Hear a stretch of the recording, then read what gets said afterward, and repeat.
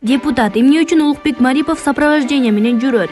Жогорку кеңештин депутаты Дастан Бекешев эмне үчүн министрлер кабинетинин жетекчиси Улукбек Марипов сопровождение менен жүрөт деп сурады. Бул суроону парламентарий бүгүн 7-октябрда жогорку кеңештеги жыйын учурунда президенттин өкүлү Анарбек Калматовго узатты.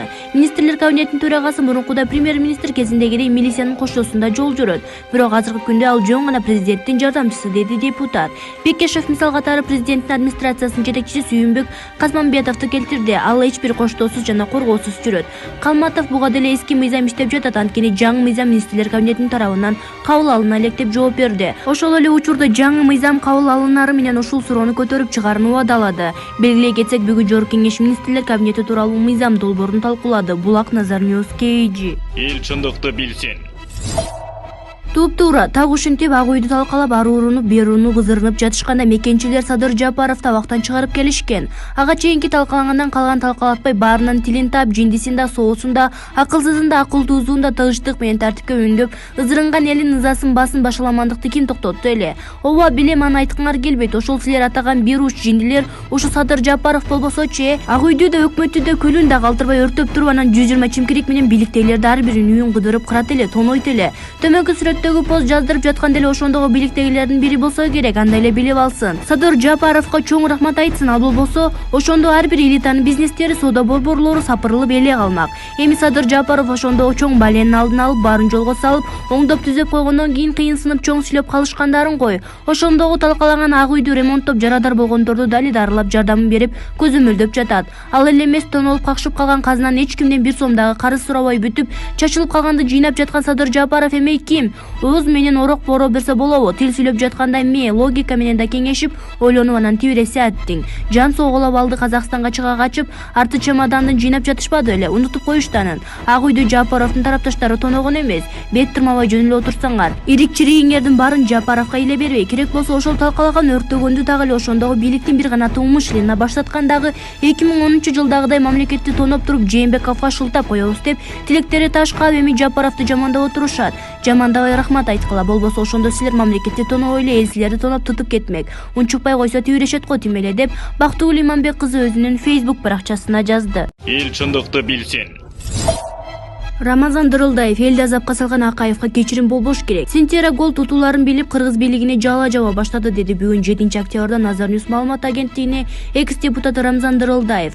Рамзан агай, Сентера гол компаниясы экологияга зыян келтирген эмеспиз деп коюлган дааматтарды четке каккан билдирүү таратты.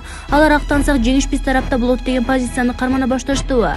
Менимче алар бети жокту кылып жатышат. Алар жолугушуудан кийин утууларын билип, чындыкка дал келбеген маалыматтарды таркатып, кыргыз бийлигине жала жап судан куркак чыккылары келип жатат. Чынында кумтөрдөгү абал алар актана тургандай эмес. Табигатыбыздын ташталканын чыгарып экологияга эсепсиз чыгымдар келтиришти. Уулуу калдыктар төгүлгөн жерлерде маселе жаратат. Ага карабай кыргыз бийлиги тарабынан коюлуп жаткан доллорду четке кагып жаткан алардын жоопкерчилигинин жоктугу жана мамлекетибиздин ойлобогону деп түшүнүшүбүз керек. Кандай болгон күндө да айыгышкан күрөш башталды. Ошон үчүн биздин бийликтегилер алар тараптан боло турган турдуу соккуларга даяр турушу керек. Ошондой эле ушундай бети жок фирманы Кыргызстанга алып келип, элди азапка салган Акаевге кечирим болбош керек. Суракка алмыш болуп, кайра кое берип жибергени жарабайт, аны жоопкерчиликке тартыш керек. Булак Назар Новости. Эл чындыкты билсин. Курсан Асановго таандык делген аудио боюнча экспертиза жыйынтыгы чыкты. Ички иштер министринин мурдагы орун басары учурда абакта отурган Курсан Асановдун кармалуусуна себеп болгон аудио боюнча экспертиза жыйынтыгы чыкты. Бул тууралуу анын адвокаты Чынара Жакупбекова билдирди. Анын айтымында Казакстандын жана Орусиянын көз карандысыз эки экспертизасы Курсан Асанов менен Алмаз Сарыбаевдин сүйлөшүүсү делген аудиону монтаждалган деп тыянак чыгарган. Документтерде кайсы жерлерде экиси же андан ашык аудио файлдын монтаждалганы так көрсөтүлгөн деп билдирген Чынара Жакупбекова. Министрдин мурдагы орун басары Асановго жакында жазык кодексинин бийликти күч менен басып алуу беренеси негизинде айып коюлуп, ал төмөнкү Нооруз айылындагы номер 50-тергөө абагында кармалды. Ага чейин Асановго карата 4 иш козголгон, алардын 3-өө Бишкектин 1-майыр райондук сотунда каралып келатат. Быйыл январь айындагы 2020-жылдын октябрындагы окуяларга байланыштуу имаратты жана мекемени басып алуу деген берене боюнча да айып тагылган. Асанов алгач камалып, кийин үй камагына чыгарылган болчу. Анын сотунда күбөлөр берген көрсөтмөлөрдүн көбү актаган мазмунда болуп жатканын 16-июнда жактоочулар билдирген. Булак медиа. Эл чындыкты билсин. Эмне үчүн Орусия менен казактардын экспертизасына ишенишибиз керек? Өз өлкөсүнө ишенбей сырт жактан экспертиздеген адвокатты да Асановдун жанына киргизип койгула. Кудай уруп тур да, качанга чейин казак менен орустарга чуркайбыз? Президент болом дешип Бабанов казактарга чөгөлөп барса, Мадумаров орустарга мени колдоп кой, мен орусча катара сүйлөйм дегендей жетип барышкан эсибизде. Өз өлкөсүнүн күчүнө, эртеңине, келечегине ишенбей башкалардын эшигин аңдыгандар эгемендүү мамлекет деген улуу сөздүн баркына барыша албаса деле керек. Асанов тууралуу видео монтаж деген сөзгө биз калың кыргыз элин ишенбейбиз. Ошол экспертиза кагазын Асановдун адвокаты бокчосуна салып сактап койсун. Биздин башыбызды айлантпай деп Шаум Мырза Бөрөкулов өзүнүн Facebook баракчасына жазды. Эл чындыкты билсин. Шайлоого 600 миллион акча сарпталат экен. Биз деген президенттик башкарууга өткөнбүз. Өлкөдөгү бардык жоопкерчиликти президент өз мойнуна алган. Анда эмне үчүн 600 миллион сом чыгаша кылып, натыйжасы кандай болушун, кимдер парламентке барып калышын билбей шайлоо өткөрүп жатабыз. Бүгүнкү күндө бир мандаттуу округтарында партияларында баягы эле көрпөсүнө карап бутун сунбаган, өзү тойсо да көзү тойбогон наглый рожалары түшүбүзгө чейин кирип чыккандай тааныш болуп калган чимкириктер аттанып жатышат. Дал эле ушуларды эл кайра шайлап алышат, башкача болуш мүмкүн да эмес. Башкалар кетип жатат десе, кепини сүдүрөп Кулов дегендер да чыгып алышыптыр жарышка. Тобо кылдым. Адам 70-тен өткөндөн кийин эмели бир жерге койгон буюмун унутуп, пайпаластап кечкери издеп калат. Өлкөдөн бир тыйын жеген эмесмин дешип, төө жутканын билбейт болушуп, жегендерин унутуп койгон Акаев менен Кулов кайдан жүрүп мыйзам чыгарсын? Парламентке барышкан менен жаратылуу мыйзам жаза алышпаган, мыйзам жазганга чамалары, билимдери жетпеген кезектеги чимкириктерди дагы 5 жыл эмне үчүн багышыбыз керек? Булардын парламент креслосуна көчүгүн такап 5 жыл отуруп беришкен үчүн миллиарддаган акчалар жумшалып жатпайбы? Шайлоого кеткен 600 миллион плюс 90 штук оозун араңдай ачып ачырканып турган ажыдарларды багуу үчүн короткон акчага көмүр сатып алып, элибизди быйылкы кыштан чыгарып алсак болбойбу? Же болбосо тынбай эле карызыбыздын төлөөнүн мөөнөтүн жылдырып бер деп Кытайга жалдырабай бербей ошолорго берип кутулсак жарашпайбы? Конституция жазганга, жаңы мыйзамдарды чыгарганга Кудайым жаратылышынан башын кыйын иштеп жаратып койгон инсандарды 10 чактысын танда олтургузуп койсок жетет эле да.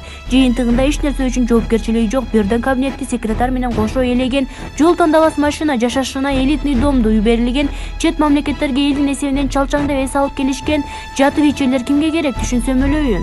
Туура мыйзам боюнча ушул нерселер болуш керек дешип элдин мойнуна минип алышкан. Андай эле болсо өздөрү мыйзамдын сызыгынан чыкпай, башкаларга үлгү болуп иштешсин. Атамбаев жат десе жабыла жата калышкан, жардан таштагыла десе жар жетине барышкан. Атамбаевдин бардык ыплас иштерине көз жумуп, атүгүл азыркы күнгө чейин коргоп колдоп келе жатышкан күн карамаларга күнүбүз түшүп, шорубуз куруп жатканын качан түшүнүп жетебиз? Эгер эле депутат атпайлар мурдагы так айтканда 5-чакырылыштагы Ата журт партиясынын депутаттарындай тандалма күчтүү патриоттор болушса, анда мен жогорудагы сөздөрүмдү жазбайт болчумун деп Шаум Мырза Бөрөкулов өзүнүн Facebook баракчасына жазды. Эл чындыкты билсин.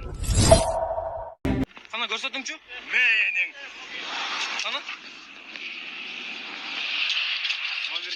Уялчак депутат кайрадан шайлоого аттанды. Жогорку кеңештин мурдагы депутаты Камчыбек Жолдошбаев кайрадан шайлоого катышат. Бул тууралуу БШКнын басма сөз кызматы билдирди.